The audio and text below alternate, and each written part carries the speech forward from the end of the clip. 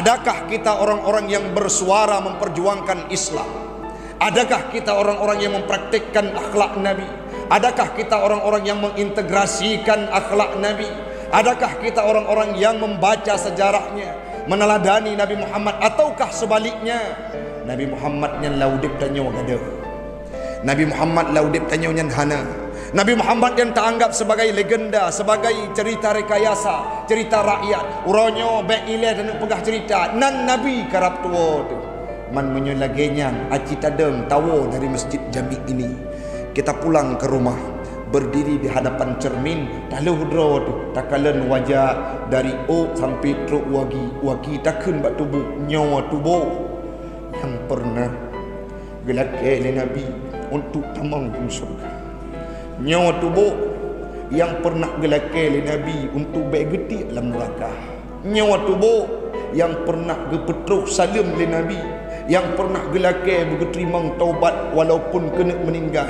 Uronyo tadang taluk bakaca musik lun takun baati dot masing-masing long malai menyetekedi merempok dengan Nabi di kemudian hari saya belum berbuat untuk agamanya. Pada malam yang berbahagia ini, mengingat kita sudah berada pada pertengahan bulan Jumadil Akhir. Tradisi dan budaya di Aceh, Jumadil Akhir merupakan bulan Maulid yang terakhir bagi masyarakat yang berada di Aceh. Karena di Aceh sudah menjadi budaya melaksanakan peringatan Maulid sampai 4 bulan, dan habisnya masuk dalam bulan Rajab akan dilanjutkan dengan peristiwa Isra dan Mi'raj.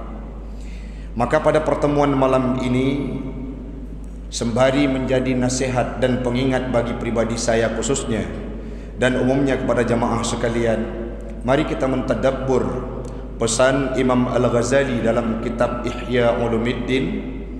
Malam ini yang kita bacakan adalah kitab Mukhtasar Ihya Ulumuddin atau Mursyidul Amin tentang prosesi wafatnya Nabi Muhammad. Bukan hanya kita bercerita tentang bagaimana proses wafat Nabi, tapi hal yang paling penting adalah disampaikan dalam kitab ini. Bismillahirrahmanirrahim. I'lam anna fi Rasulillah sallallahu alaihi wasallam uswatun hasanah hayyan wa mayyitan. Yang menjadi pembahasan kita pada malam yang berbahagia ini adalah pembukaan kitab ini pada masalah wafatnya Nabi. Disampaikan oleh Imam Al-Ghazali bahawa ketahuilah oleh kalian semua, pada Rasul Muhammad itu memiliki uswatun hasanah. Makna uswatun hasanah dalam tafsir, mayoritas tafsir termasuk tafsir Jalalain, tafsir Safwatut Tafasir, disampaikan qudwah hasanah, ikutan yang baik. Kapan itu?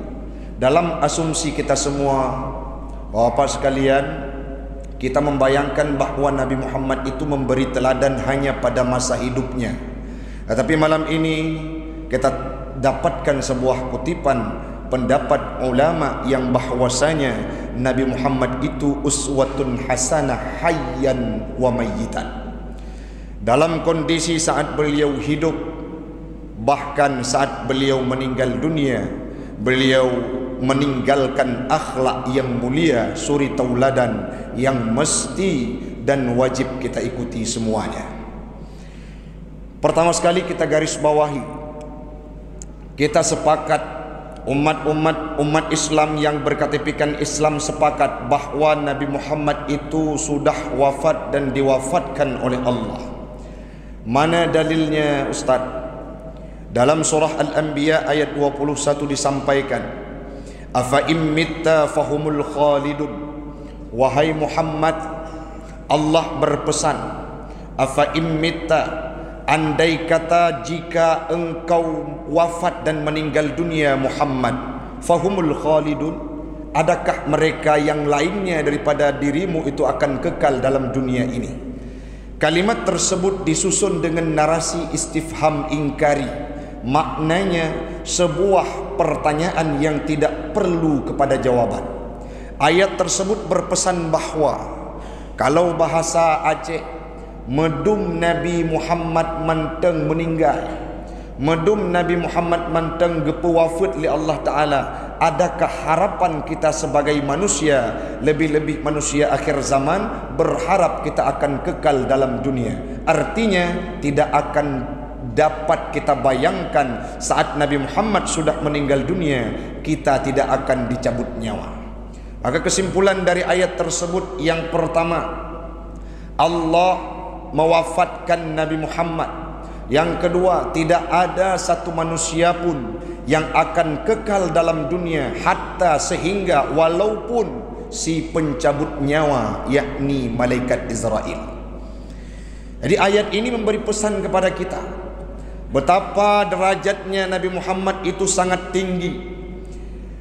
Makhluk yang pertama diciptakan oleh Allah, sebagaimana yang dipaparkan oleh Abu Manan Blangrun di tempat yang mulia ini pula. Apa yang beliau sampaikan?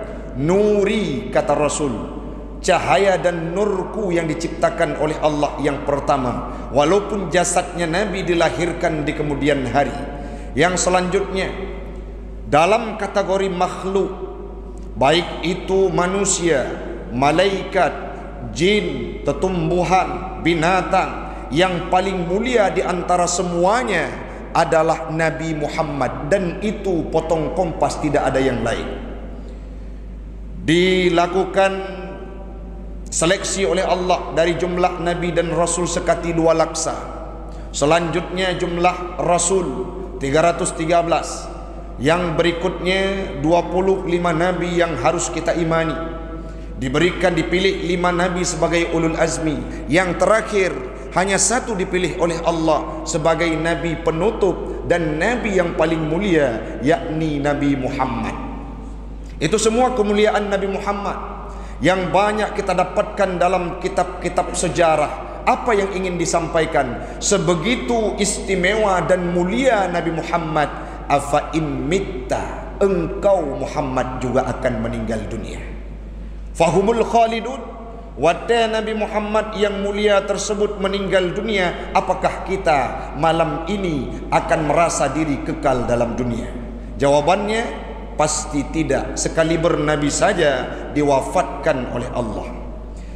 Yang kedua, referensi dalil bahwa Nabi itu meninggal dunia.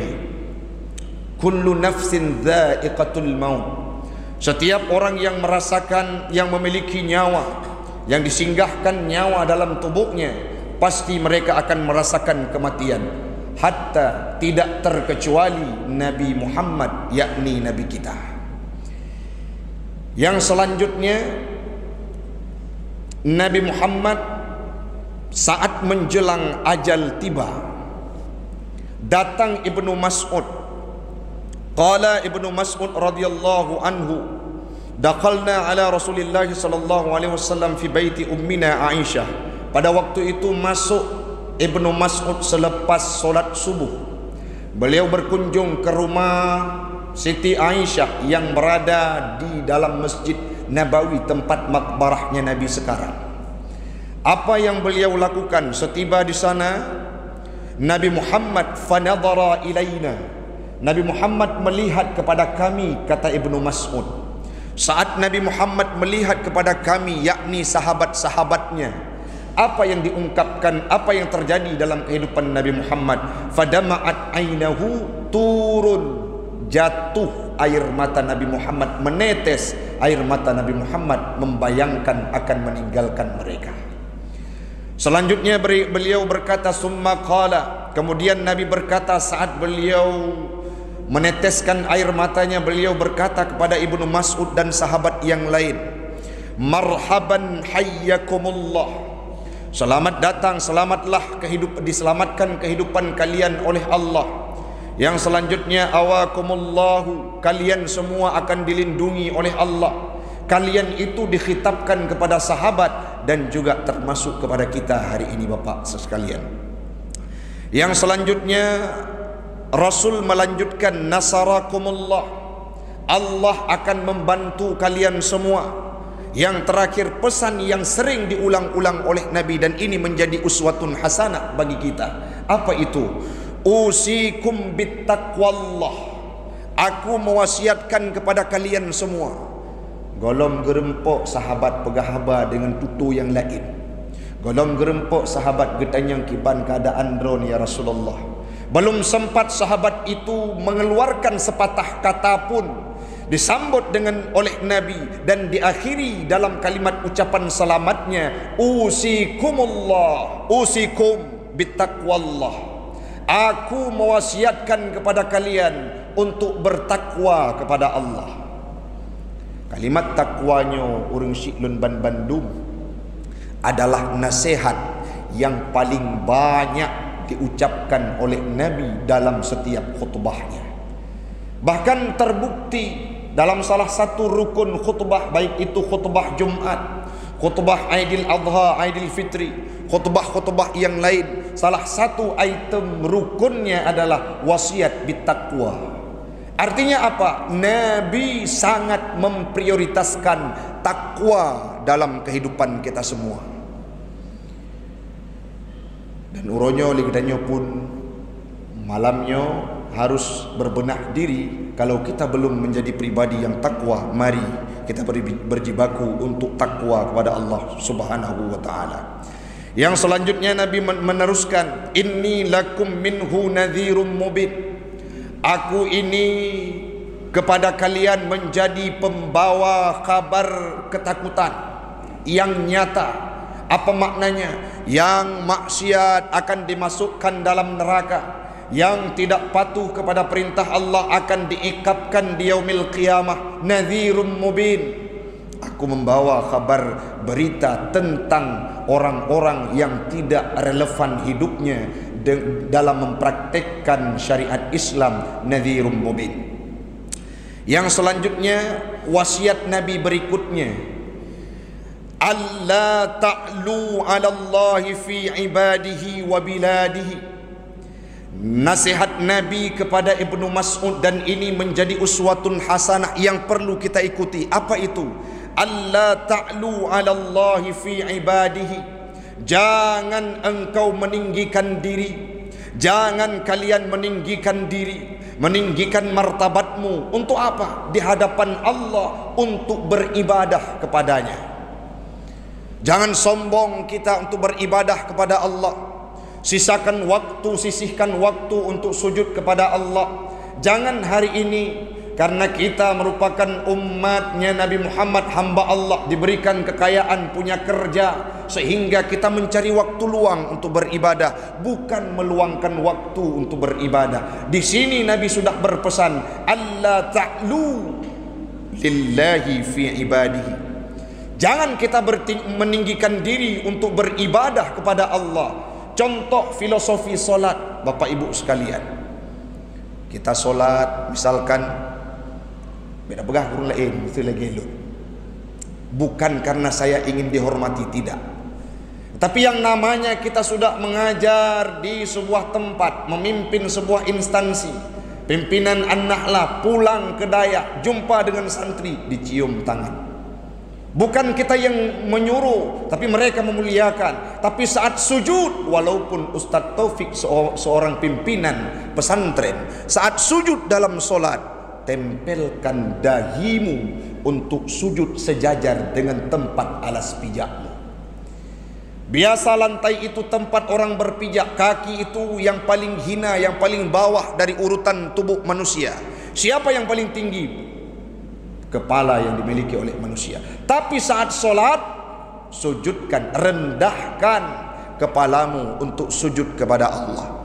Mau itu Pak Gusi, mau itu Pak Camat, mau itu wali kota, bupati, gubernur, bahkan sekaliber presiden sekalipun, Nabi Muhammad sekalipun, yang mana api neraka takut kepada tubuhnya, beliau sujud menempelkan dahinya ke tempat beliau berpijak.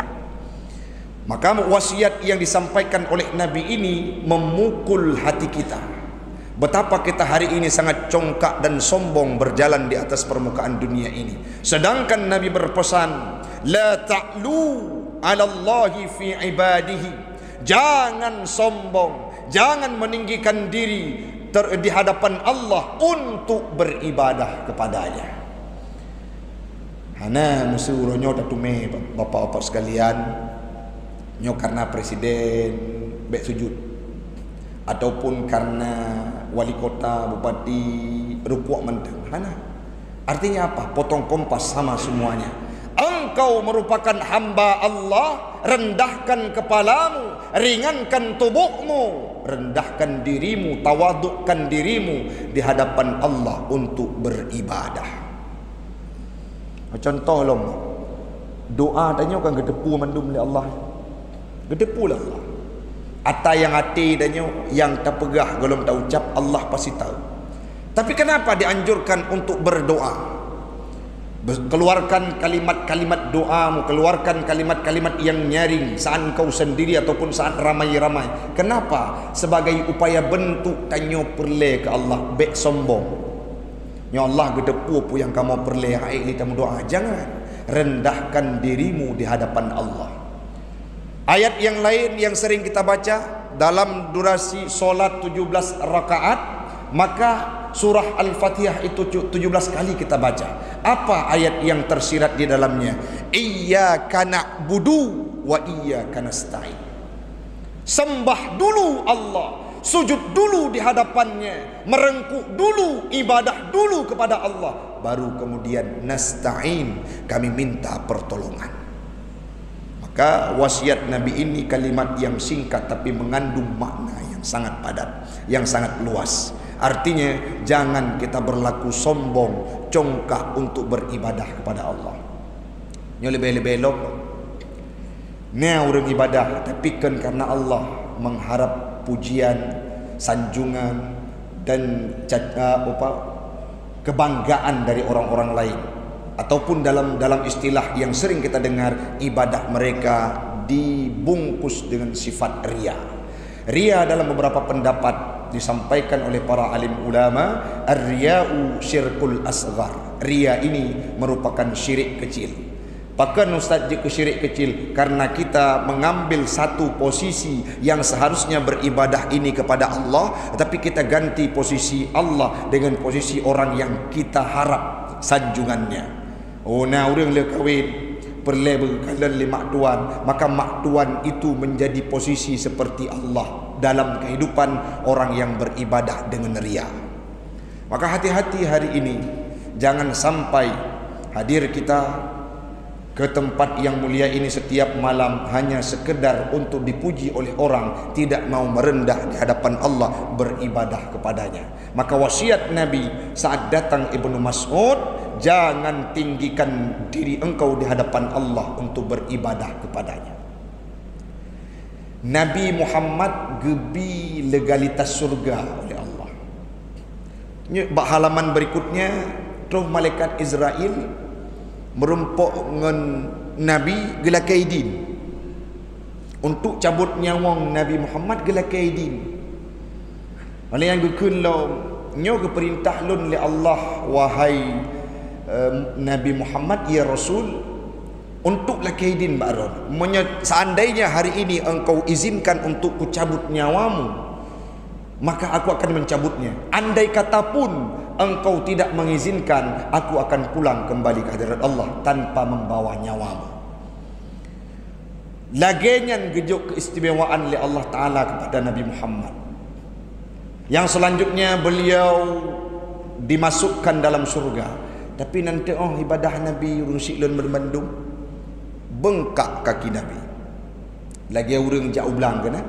Orang-orang yang pergi ke sawah, kakinya nampak daging dalam, artinya nampak merah daging dalam, pecah-pecah, bengkak. Padahal jaminan surga kepegot dari nur beliau. Yang selanjutnya seisi dunia ini diciptakan bersumber dari nur beliau. Nabi Muhammad itu manusia yang paling agung, yang paling istimewa, kekasihnya Allah. Allah menanti kehadiran Nabi Muhammad, tapi ibadah Nabi sampai bengkak kakinya. Watte kekalan li Siti Aisyah, ya Rasul, lun kalan drone ibadah lagi yeun hang ke syurga la Allah. Oleh yang lagi yeun takut ke petamang dalam neraka. Pakan ya Rasul? Dijawab oleh Nabi, aku beribadah bukan karena ingin masuk dalam surga, bukan karena takut kepada neraka, tapi beribadah aku kepada Allah karena ingin menampilkan sebagai manifestasi rasa syukurku kepada Allah atas nikmat yang diberikan. Mesoso urang merempok derajat yang gejuk oleh Allah Ta'ala kepada lu, sehingga Nabi tidak pernah merasa sombong untuk beribadah kepada Allah. Yang selanjutnya beliau melanjutkan waqad danal ajal. Ya Ibnu Mas'ud dan sahabat yang lain, sungguh sekarang sudah tibalah ajal. Wal munqalabu ila Allah Ta'ala, aku akan dikembalikan kepada Allah Subhanahu wa taala, wa ila sidratil muntaha wa ila jannatil ma'wa, dan akan kembali ke dalam surganya Allah. Yang selanjutnya sedang beliau melanjutkan fa'aqri'u ala anfusikum, sampaikan, bacakan kepada diri kalian salam dariku. Gekeun bak sahabat-sahabat yang hadir, beliau menyampaikan salam. Yang hadir ataupun yang tidak hadir, sampaikan salamku sebagai salam terakhir kepada kalian semua. Makna dari salam tersebut doa keselamatan untuk kalian semua, kata Rasul pada ungkapannya. Kalimat yang membuat kita terharu, Nabi melanjutkan, fa'aqri'u ala man dakhala fi dinikum ba'di minni assalama. Sampaikan wahai sahabatku Ibnu Mas'ud dan sahabat yang lain, salamku kepada orang-orang yang tak masuk fi dinikum, dalam agama kalian, yakni agama Islam. Kapan? Setelah aku wafat meninggal dunia nantinya, sampaikan salamku kepada mereka semua. Nyoso pak, tanya, beryakin memang hadisnya untuk tanya. Pakan Ustaz, kita berKTPkan Islam, kita mengucapkan kalimat syahadah, kita mendapat legalitas Islam tanpa harus mengucapkan kalimat syahadah. Kenapa? Karena orang tua kita kedua-duanya Islam. Secara otomatis dari lahir kita sudah Islam. Artinya apa? Orang yang menganut agama Islam oleh Nabi wafat, dari semenjak Nabi wafat sampai kiamat, semuanya mendapatkan ucapan keselamatan dari Nabi Muhammad. Ini keistimewaan yang luar biasa. Artinya Nabi sudah mendoakan kita 14 abad yang silam. Yang selanjutnya, setelah beliau menyampaikan salam tersebut, turunlah Jibril. Saat itu Jibril datang. Yang pertama, Jibril membawa kabar gembira sebagaimana yang diungkapkan dalam kitab Majalisus Sunniyah. Puatra kepegah bak Nabi, ya Rasulullah, Allah gejuk sabah keistimewaan ke umat gata ya Muhammad. Apa itu Jibril? Allah terima taubat umat gata situn segala meninggal. Umat lain hana lagi nya berdawam, beristimrar, bersabar-sabar taubat baru diterima oleh Allah Ta'ala. Tapi untuk umat gata menyatakan situn segala meninggal. Istilahnya meninggal umat gata umur 60 tahun, itaubat ba umur 62 tahun, nyan pasti diterima taubat oleh Allah. Tapi Nabi hana gekul Nabi menyasitun ya Jibril baru diterima taubat umat lu, nyan cukup trip Jibril. Lama Jibril untuk umatku, aku sangat tahu bagaimana kondisi umatku, lebih-lebih umat di akhir zaman. 1 tahun mereka baru diterima taubatnya. Sungguh tidak akan ada umatku yang taubat kepada Allah. Trip Jibril situn. Kiban Muhammad acinilake ba Allah Ta'ala benar dispensasi. Budak Jibril iklam watu merempok dengan Allah. Ya Allah, Muhammad menyampaikan bahawa 1 tahun baru engkau terima taubat umatnya itu terlalu lama. Jadi bagaimana Jibril? Muhammad mengharapkan dispensasi. Oh, menyamanan Jibril sampaikan kepada Muhammad 1 bulan. Sebulan 1 bulan sebelum umat Muhammad wafat meninggal dunia, maka taubatnya aku terima kalau seandainya mereka taubat. Gekelam li Nabi, 1 bulan Jibril itu terlalu lama kepada umatku. Kiban Muhammad nelakai bacutu ba Allah. Jibril sampaikan ba Allah, gekun le Allah 3 minggu, usbu' 3 minggu. Dan Jibril sampaikan kepada Muhammad, 1 pekan Muhammad, seminggu Muhammad, seminggu 1 pekan itu wahai Jibril, 7 hari sangat lama. Taubat yang diberikan untuk umatku baru diterima. Olehnya gekelok mahan siuro 24 jam. 24 jam juga lama wahai Jibril. Terakhir gejuk keputusan yang tidak ada duanya. Gekun oleh Allah Ta'ala. Nyo dispensasi yang terakhir wahai Jibril, sampaikan kepada Muhammad, seandainya ada seorang umat Muhammad bermaksiat, hidup mereka 63 tahun. 63 tahun itu bermaksiat, hanya tersisa 1 lahzah, 1 waktu, 1 saat, katakanlah 1 jam sebelum mereka meninggal dunia, taubat kepada Allah dengan taubatan nasuha, la atubu ilaihi, aku akan menerima taubatnya. Baru Nabi senang. Getepu adungna kapasitas dan kualitas keimanan umat dronenya nepetun male Nabi nelake bak Jibril untuk gejuk legalitas bek siton hampir truk saboh wate sampai satu waktu kita bertaubat kepada Allah sebelum nyawa sampai di gargarah, Allah akan menerimanya. Hebat perjuangan Nabi ke kita Pak. Yang selanjutnya kesambung dalam kitab Mursyidul Amin, waruya annahu sallallahu alaihi wasallam qala li Jibril, gekun le Nabi Muhammad kepada Jibril saat meninggal dunia, apa yang beliau sampaikan. Kita sering mendengarkan Nabi Muhammad menjelang ajalnya menyebutkan ummati ummati. Tetapi kalimat yang kita temukan malam ini di kitab Mursyidul Amin, Mukhtasar Ihya Ulumuddin, apa yang ditanyakan oleh Nabi kepada Jibril.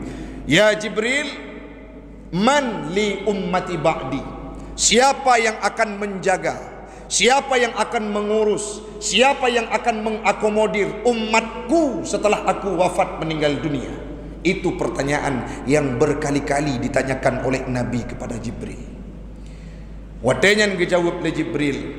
Fa'auhallahu ala Jibril, diwahyukan oleh Allah kepada Jibril, an basyir habibi, sampaikan wahai Jibril kepada kekasihku Muhammad, gekun oleh Allah dalam hadis qudsi. Apa yang beliau sampaikan? Anni, sesungguhnya aku, kata Allah, la akhdhuluhu fi ummati, tidak akan aku campakkan umatnya Muhammad. Jadi Allah gedengo gesambut pertanyaan Muhammad dengan jawaban la akhdhuluhu fi ummati, saya tidak akan mencampakkan umatnya Muhammad. Pertanyaan Nabi Muhammad kiban umat long dijawab oleh Allah dalam hadis qudsi melalui perantara Jibril, la akhdhuluhu fi ummati, tidak akan aku campakkan umat Muhammad. Kalau mereka yang ingin mengejar hidayah, akan kuberikan hidayah. Mereka yang akan bermuraqabah, insyaallah akan kulindungi mereka dalam koridor agama Islam. Dan orang-orang yang dekat dengan Allah, yang selalu beribadah kepada Allah ikhlas lillahi ta'ala secara adat, pasti akan mendapatkan husnul khatimah. Yang selanjutnya Jibril melanjutkan, Allah menyuruh aku Muhammad, basyirhu, sampaikan wahai Jibril kepada Muhammad, bi annahu asra'un nasi khurujan minal ardi idza bu'isu, engkau Muhammad adalah manusia pertama yang dikeluarkan dari perut bumi, dari tempat dari makbarahmu, dari kuburanmu setelah tiupan sangkakala kedua. Engkau adalah manusia pertama yang dibangkitkan oleh Allah Ta'ala saat dibangkitkan di padang mahsyar. Nabi tidak tersenyum, Nabi masih menangis walaupun kalimat istimewa disampaikan oleh Jibril, kalimat yang diutarakan oleh Jibril, pesan dari Allah. Selanjutnya gesambung oleh Jibril, disambung kembali oleh Jibril lagi genek pesengap Nabi, gepesenang Nabi saat Nabi menjelang wafatnya.